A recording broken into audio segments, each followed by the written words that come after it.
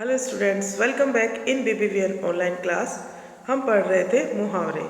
मुहावरे जनरली हमने पढ़ लिए हैं कि मुहावरे क्या होते हैं, किस तरह से उनका प्रयोग किया जाता है भाषा में और वाक्यों में। आज आपकी बुक में जो चैप्टर दिया हुआ है, चैप्टर नंबर 11, पाठ 11, माँ ने पीठ थपथपाई, पेज नंबर है ये 51 पे जो दिया हुआ है वो चैप्टर हम पढ़ लेते हैं। तो आप चैप्टर निकालिए सब। यहाँ पे चैप्टर दिया हुआ है, ईशान ज़रा कमरा साफ़ कर दो। मम्मी है वो ईशान को कह रही है कि ईशान ज़रा कमरा साफ़ कर दो, नाना जी आने वाले हैं। कोई आने वाला होता है तो जब हमने कमरा इधर उधर बिखेर रखा है, हमारा सामान बिखरा हुआ पड़ा है, तो मम्मी अक्सर कह देती है कि भाई अपना सामान अपनी जगह पे आप रख दो क्योंकि कोई आने वाला है। तो नाना जी आने वाले थे। अब देखिए, ईशान के कान पर जू तक नहीं रेंगी। ये मुहावरा कैसे प्रयोग हुआ कि ईशान वहीं बैठा था, वो टस से मस ही नहीं हुआ, उसके कोई फ़र्क नहीं पड़ा। कान पर जून तक नहीं रहना यानी कोई फ़र्क नहीं पड़ना। वो अपना वैसे ही करता रहा, मम्मी की बात उसने नहीं सुनी। नाना जी के आने की बात सुनकर सलोनी फूली न समाई। अब ईशान की जो बहन है सलोनी, वो बहुत खुश हुई। फूली न समाना यानी बहुत ज़्यादा खुश होना। यहाँ पे देखिए भाषा में मुहावरों का प्रयोग किया गया है। नेक्स्ट है, माँ लाइए क्या करना है, मैं आपके काम में हाथ बटाती हूँ। हाथ बटाना भी मुहावरा है, कान पर जू तक नहीं रेंगना भी मुहावरा है, और फूली न समाना भी मुहावरा है। इसमें इतने सारे मुहावरों का प्रयोग हुआ है। नेक्स्ट है, कमरा साफ देखकर माँ ने सलोनी की पीठ थपथपाई। अब पीठ थपथपाना भी क्या है, मुहावरा है।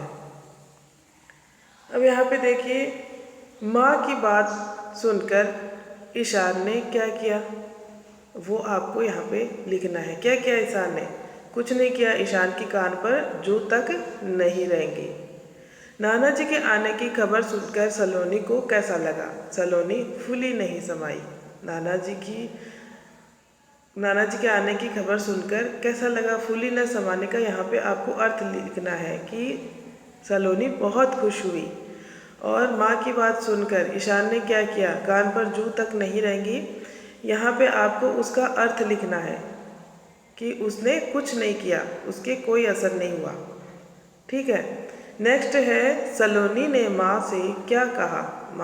सलोनी ने माँ से कहा कि मैं आपके काम में मदद कर देती हूँ। उसने कहा ना, लाइए मैं आपकी हाथ बटा देती हूँ। तो हाथ बटाना यानी मदद कर देना। कमरा साफ देखकर माँ ने क्या किया? क्या किया माँ ने? सलोनी को शाबाशी दी। पीठ थपथपाई, शाबाशी दी। आप मुहावरे भी लिखेंगे और उनके अर्थ भी आगे लिख देंगे ब्रैकेट में। Okay students. नेक्स्ट है, आँख का तारा होना। यहाँ पे कुछ मुहावरे दिए हुए हैं, ये भी हम देख लेते हैं। आँख का तारा होना मैंने आपको कल भी बताया है, यानी बहुत प्यारा होना।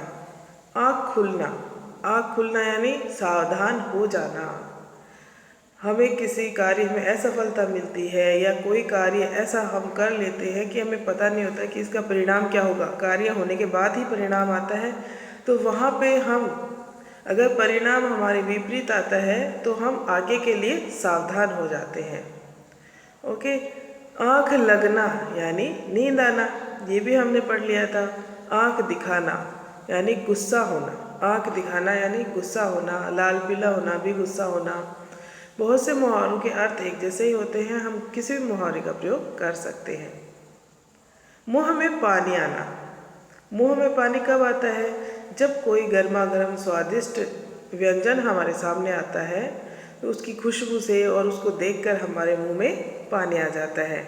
तो मुंह में पानी आना यानी क्या होता है? खाने को जी ललचाना यानी खाने का मन कर जाना। नेक्स्ट है, ईद का चांद होना। ईद का चांद होना है बहुत कम दिखाई देना। ईद का चांद साल में सिर्फ एक ही बार हमें दिखाई देता है। तो ईद का चांद होना यानी बहुत कम दिखाई देना। वाक्य में हम प्रयोग कर सकते हैं, आपका कोई दोस्त है जो आपसे बहुत कम मिलता है, आपको दिखाई नहीं देता, और वह किसी दिन आपको मिल गया तो आप उसको बोल सकते हो, अरे वाह भाई आप तो बड़े ईद के चांद हो रहे हो। यानी कि बहुत कम दिखाई दे रहे हो। फिर है ठान लेना, यानी निश्चय कर लेना। आपने निश्चय कर लिया कि अब की बार मुझे एग्ज़ाम में 100 आउट ऑफ 100 मार्क्स लाने ही लाने हैं। ठीक है, तो निश्चय कर लिया यानी ठान लेना। नेक्स्ट है आपका आग बबूला होना। आग बबूला होना भी मुहावरे का अर्थ है बहुत ज़्यादा गुस्सा होना। ठीक है, अपने पैर पर आप कुल्हाड़ी मारना, यानी अपना नुकसान खुद कर लेना। कई बार कुछ ऐसे काम कर लेते हैं कि अपना ही नुकसान कर लेते हैं। गुस्सा हम जब करते हैं तो किसका नुकसान होता है? हमारा ही होता है। हम पढ़ने के बावजूद भी वो चीज़ें नहीं पढ़ते हैं जो हमें लगता है इम्पोर्टेंट है, परीक्षा में आने वाली है, या टीचर जो बार बार में पढ़ा रही है तो वो उन पे हम ध्यान नहीं देते हैं, तो क्या होगा? एग्ज़ाम में वो चीज़ें आएगी और हम नहीं कर पाएंगे तो हमारे मार्क्स नहीं आएंगे। वहाँ पे भी आप इस मुहावरे का प्रयोग कर सकते हो। बहुत से वाक्य ऐसे होते हैं जहाँ पे हम ऐसे मुहावरों का प्रयोग कर सकते हैं। नेक्स्ट है यहाँ पे, आपने देखा कान पर जूं न रेंगना। इसका मतलब क्या हुआ? बात का कोई असर न होना। ठीक है, फिर है फूला न समाना, यानी बहुत खुश होना। हाथ बटाना यानी काम में मदद करना। और पीठ थपथपाना यानी शाबाशी देना। यहाँ पे मुहावरों का अर्थ बताया गया है। इन मुहावरे किसे कहते हैं? वाक्यांशों में जो वाक्यांश होते हैं उनका कुछ और अर्थ निकलता है, भाषा को सुंदर बनाते हैं मुहावरे, उन्हीं को हम कहते हैं मुहावरे। जो वाक्य है वो अपने अर्थ से हटकर कुछ और दूसरा अर्थ निकालते हैं, उनको क्या कहते हैं? मुहावरे। सो स्टूडेंट्स, आपकी बुक में एक्सरसाइज दी हुई है, मैं आपको सेंड कर दूंगी। वर्कशीट है आपके लिए, तो वो आपको भरनी है। इन्हीं मुहावरों में से आएंगे, और भी मुहावरे जितने भी हैं वो आपको लर्न करने हैं जो आपकी पुस्तक में दिए हुए हैं। Okay, thank you.